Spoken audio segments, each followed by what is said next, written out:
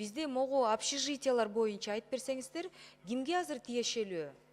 Мен эмнеге сурап атам, ички миграция менен шаарга көчүп келген биздин жарандарыбыз жашаса, ошону арзан баада эмеге арендага алып, мындай квартиранттар болуп жашайт экен.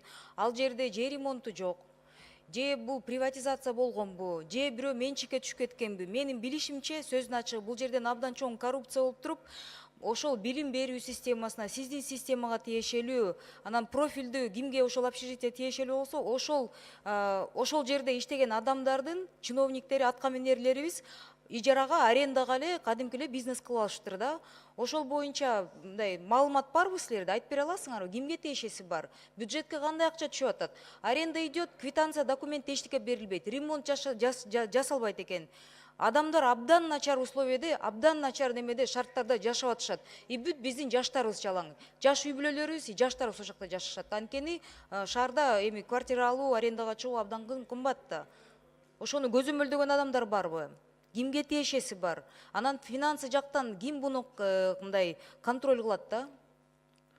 Элбер Жылгалбековна, эгер мүмкүнчүлүк болсо, бул эми жатакана бардык эле тармактарга тиешелүү жатакана болушу мүмкүн да. Ошого эгерде кайсы жатакана жөнүндө сөз болуп атат, ошону тактап берсеңиз дагы жакшы болот. Билим берүү системасына кайсы жатаканалар тиешеси бар?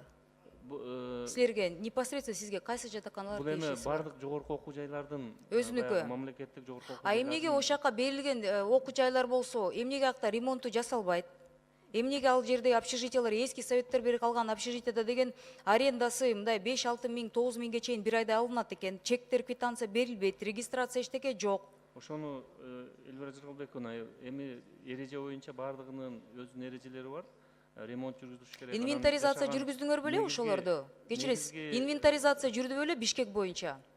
Негизги арендага берилгенде бул баягы фонд госимущество аркылуу кетет. Ал эми студенттер үчүн жатаканалар, ал Жок, студенттерди мен айткан жокмун. Мен айтып атам, эски калган имараттарыбыз, эски жатаканаларда региондордон келген жаштар, жаш үй бүлөлөр жашап атышат. Это старые советские общежития.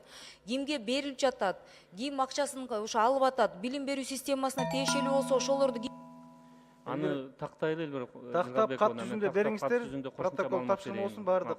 Жогорку окуу жайларынын жатаканаларын бүгүнкү күндө кандай жол менен колдонулуп атат? Акыбалы кандай? Ар кандай маалыматтар келип атат дейт, мен токтоп кетейин.